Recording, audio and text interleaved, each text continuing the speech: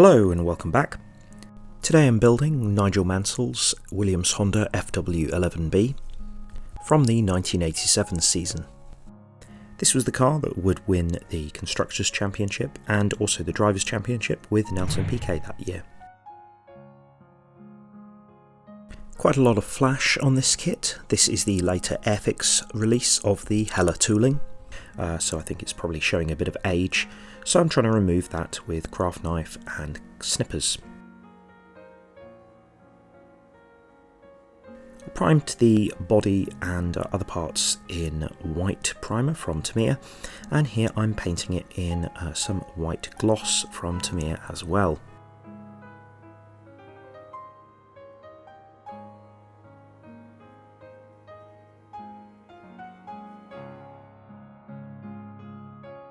Then I'm masking it for the yellow section on the top. What I did was photocopy the decals to find the correct shape of the sort of yellow section that goes around the nose and the engine cover.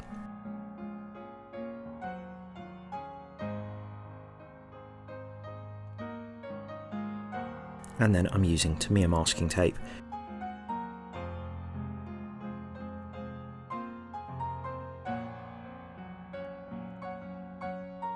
This is a relatively complex livery, but I'm only going to be painting the yellow. The blue pattern is going to be done as part of the decals.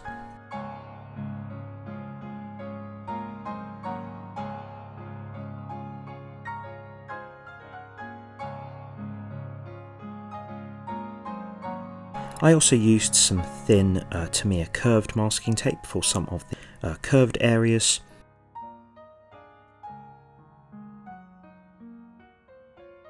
And then I gave this 3 coats of Tamiya lemon yellow. And here it is. Next step was to peel that all off and to hope that there weren't any major bleeds.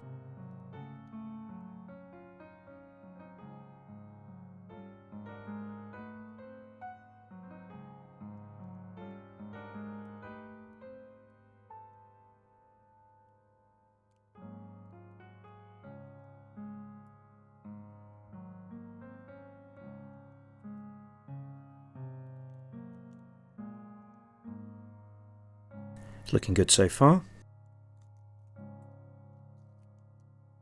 You can see where I've used this curved shape around the nose, as well as some Tamiya curved masking tape to match the shape around the rest of the body.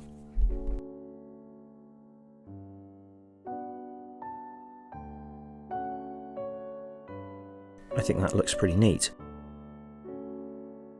Now that's all cured, so the next thing is to use the decals. I ordered these from Indycals.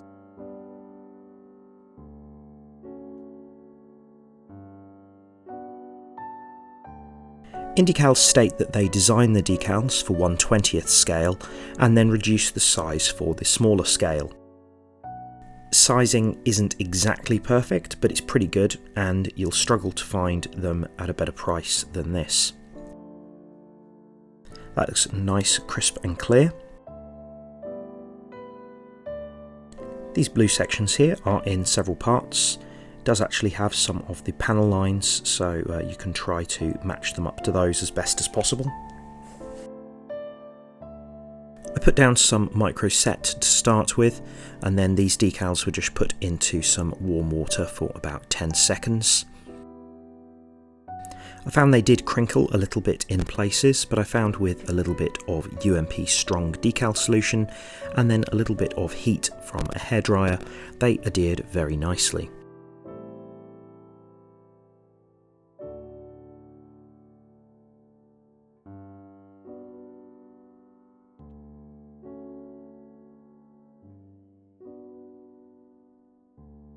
They don't quite go around the yellow section like the kit decals do, pushing the number and some of the other logos on the nose just a little bit higher.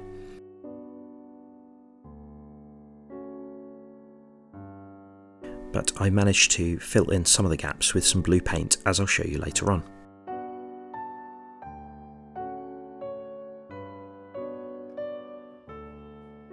So you can see here how it doesn't exactly match up.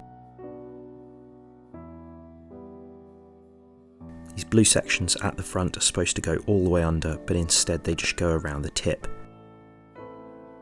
So what I did was I applied these decals anyway, tried to match those shapes up as best as possible, and when they were dry and cured I used a little bit of Revell Aqua Blue, which was very similar to the colour of the decals, as you can see here on the nose. Then I also added some other decals.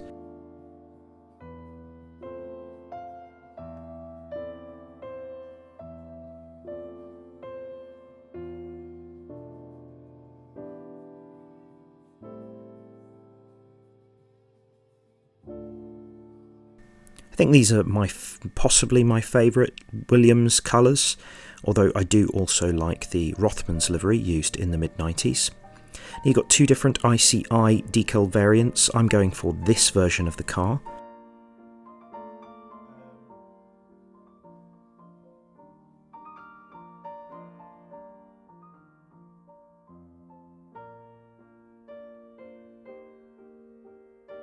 Move these around, as I said before, this yellow section is a little bit smaller than it should be.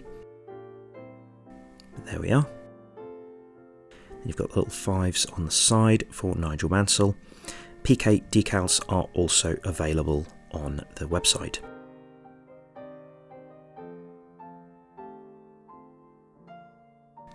Mansell's name.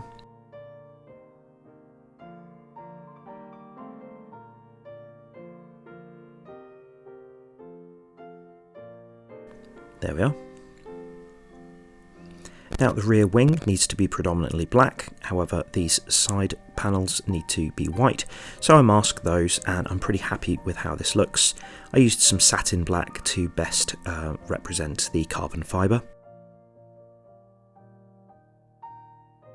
And then these Canon decals are actually from the kit, because I wanted to use them to create the white background on the upper part of the rear wing. They tore in a couple of places, so if using the kit decals for this, do be as careful as possible as they are showing their age.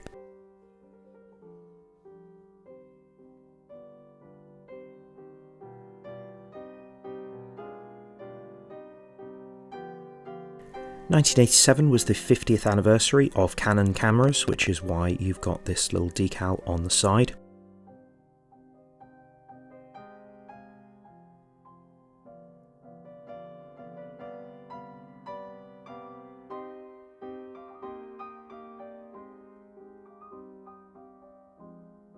The front wing was done in matte black with yellow end plates, and here you've got these white decals for the front element of the front wing. They fold over this central part, so I'm just using a cotton bud to push them into place. Now, one oversight is that the Indycals don't come with white Goodyear decals, so I used the ones from the kit. Now the wheels are all done in black, and then you've got these tyres. They're a little bit worn out, but so I gave them a little bit of a sand in places. The wheels are just black. However, the Indycals decals do come with some little fond metal decals, which is a nice touch. Assemble them like this before adding the decals.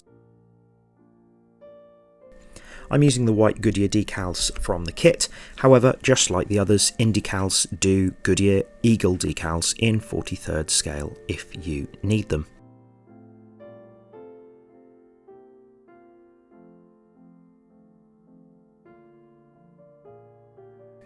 There we are, pretty happy with that. Inside of the cockpit was painted black and the steering wheel was put into place. The kit then comes with some decals for Mansell's helmet. I glued his head together. This is the one I'm going for. It has most of these decals. It's important to cut down the slit in the centre of the blue section on this helmet. And then you've got the other section here with the Boss logo which goes around the sides.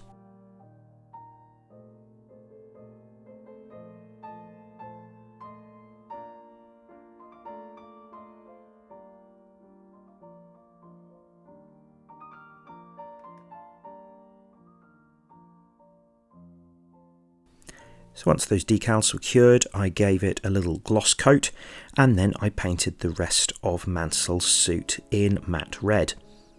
This is Revell Aqua Paint, which is the sort of go-to paint that I use for these red race suits.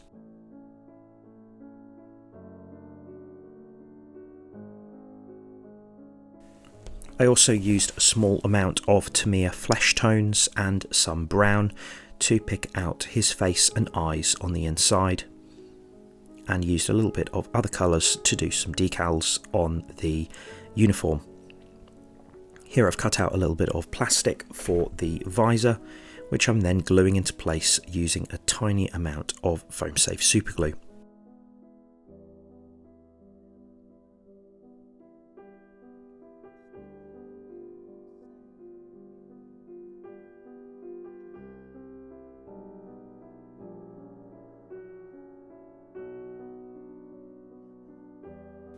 Then I've got a little bit of blue sticker which I'm putting across the top of the visor as a kind of sun strip.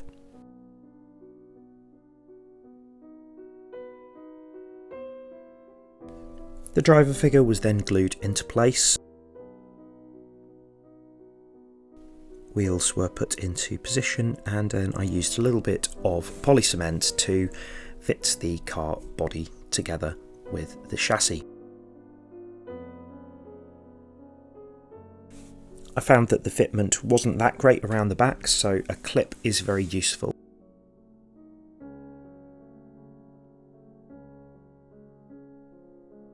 Incidentally, the body had been given a few coats of Mr. Superclear from Mr. Hobby. I painted the rain light at the back silver and then went over the top with some red. And then once it was all together, I could add these little maroon Barclay decals to the bottom down here.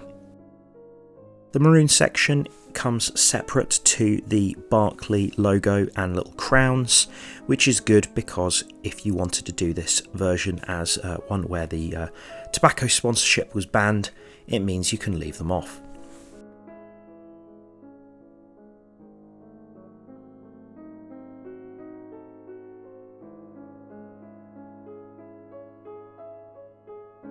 And there's the little wording to go on top.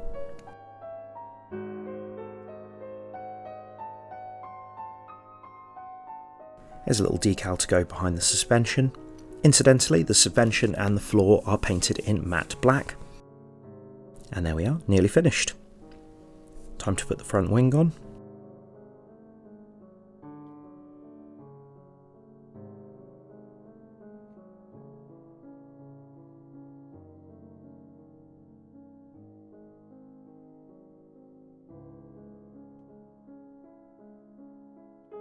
And then the rear wing.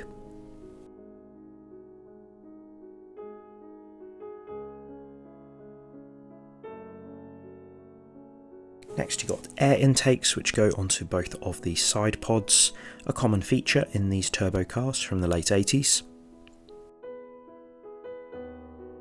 Little roll hoop which goes on the top. And here's the finished car. It's a nice little model, this goes together quite well. It's just a shame that the decals aren't up to scratch by today's standards. The Indycals ones are pretty good, but as I say, the fitment isn't 100%. Let me know what you think and how you think it compares to the other models in this scale which I've built, the McLaren and the Lotus.